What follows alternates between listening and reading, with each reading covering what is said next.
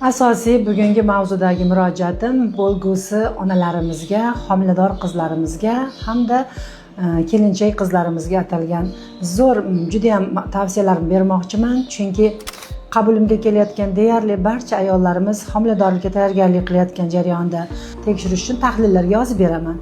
Lekin ayollarimiz o'zboshimchalik qilib men yozib bergan kamqonlikka tekshiruvlardan tashqari viruslarga qo'shimcha oshiqcha keraksiz analizlarga topshirib kelishadi va ayollarda asosiy sizlarda kamqonlik yuqori darajada ekan, birinchi o'rinda homilador bo'lishdan avval organizmda vitaminlarga to'yintirib, kamqonlikka davolab turib, keyin homiladorlik tavsiya qilaman deb albatta birinchi o'rinda men kamqonlikka qarshi kurashni tanlayman. Kamqonlikni davolab homiladorlikni o'tkazsangiz hech qanaqa asoratsiz, viruslarsiz, sog'lom, nuqsonsiz homilani dunyoga keltirasiz.